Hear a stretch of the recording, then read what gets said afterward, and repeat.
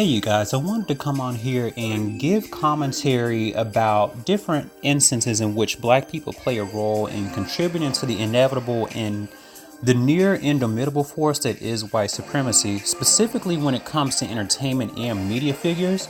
Now, I want to immediately jump into this one, and I know I'm late with some of these stories, but I don't really spend too much time on social media.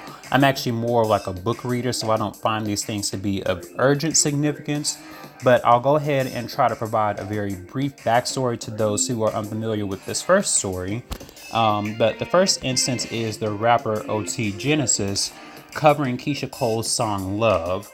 OT Genesis had actually remixed Keisha Cole's song, to my knowledge, and it was her song called Love by releasing a similar sounding version titled Never Knew.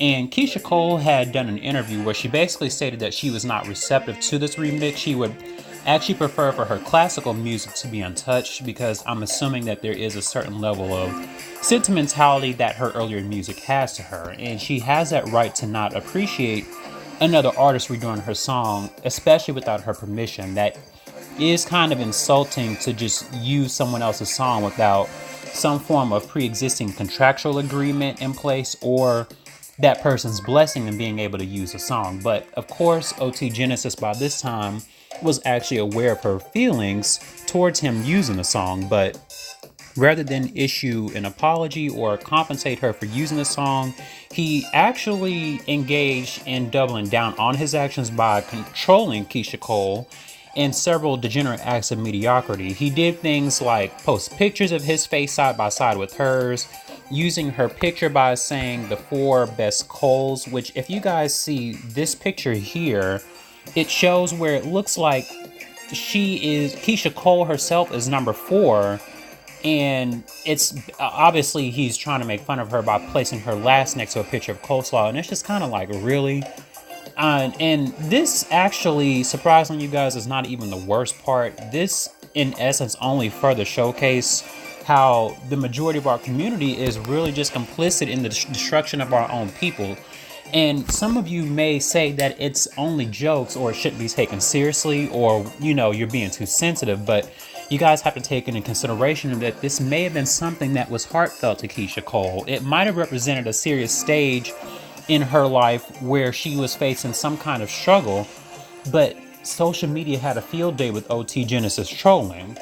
And some of the comments were saying things like, oh, well, she should be happy he just breathed life into her barely remaining career, or just being cruel and hurtful with their words of scrutiny in general. And you guys can kind of see some of the comments that were left regarding Keisha Cole's feelings towards this. They just basically did not give her any kind of remorse at all. It just seemed like they were very ruthless in their criticism. So it was a bad look overall. And I actually felt bad because it got so bad with the trolling and negative comments against Keisha Cole that the Shade Room had actually posted an image of where Keisha Cole deactivated her Twitter and Instagram.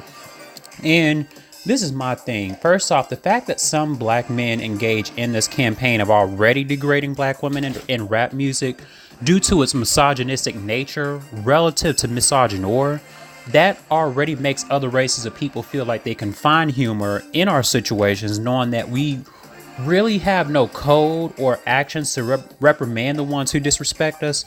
And I think that ridicule towards black women, that really does make me upset, because if you guys recall, I did say in one of my past videos about how Malcolm X had said that the most disrespected person in America is the black woman. And this is the thing. Can you guys actually imagine that this statement would hold true almost 60 years later? And I actually do want to tell you guys something else as well, too. Whenever you actually you do know that without black women in this world, we would have almost little to no progression in the society, right? And I mean, I'm just saying, without black women, there would be no black man and vice versa. So how is it that we can even fix our mouths to disrespect any one of our counterparts? And even France Fanon, he's a black psychiatrist, even said that the oppressed usually take on the worst characteristics of their oppressor. And I feel like that statement is another one that rings true. within the black community, because you see, one of the things I want to point out is we no longer require minstrel shows of other races of people to make fun of us. We actually do it to ourselves with display behavior such as this. And I actually feel sorry for Keisha Cole in this instance, because no one should have to leave social media in order to get a respite from the harsh and cruel behavior of people who are supposed to be adults, not children, but adults. And you guys also have to understand that some black people will constantly talk about how they aren't slaves anymore, right? Okay, so if that's the case, why does France Fanon's statement ring true about how an oppressed race of people take on the worst characteristics of their oppressor? And the reason why I'm speaking from the perspective of us and not just black men in this time is because you guys saw the comments I had seen where even some black women were joining in on the dark humor that was going towards Keisha Cole. So it really just goes to show that black people don't necessarily have an understanding of how to stay on code. We can do some of the most deplorable actions to another and right on display for the rest of the world to see. And this is why, again, other races of people feel like they can treat us any kind of way, because they pay attention to how we make fun of each other, and they feel like, oh, well, you do it to each other, so why can't I do it? So really, that narrative is very toxic. As you can see, it only further pushes the narrative that we as a collective don't warrant respect, because it's not something we have for each other. And actually, I do want to bring up another case as well, too. I'm pretty sure you guys remember the time that Chrisette Michele had performed at Agent Orange's presidential inauguration. Well, unfortunately, she did this against the wishes of those closest to her, but she decided to go ahead and perform, and she was immediately met with severe backlash. Her record label had dropped her, to my knowledge. I think they dropped her, and there was also another time where social media was going on a berserk level of chastisement and disparagement to the chagrin of Chrisette Michele's mental and physical health.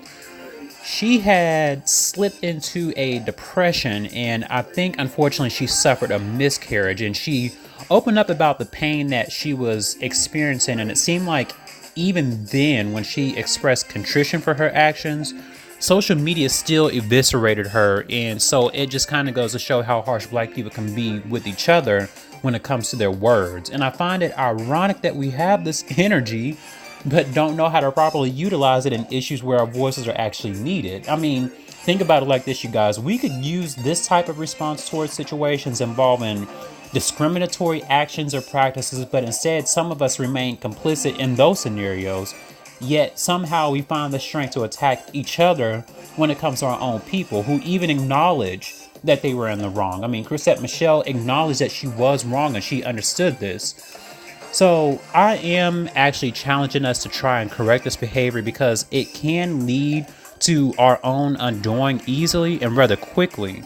Understand that you can't even begin to take on the obstacles of the world, which in our instance, it would be systemic oppression and white supremacy, without first making sure everything at home, our community, is in order first.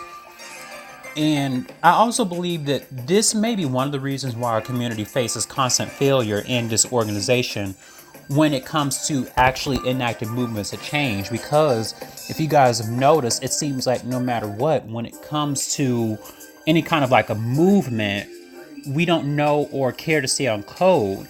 And especially on the change part, it seems like far too many of us are more concerned with complacency rather than taking the steps to help uplift the community.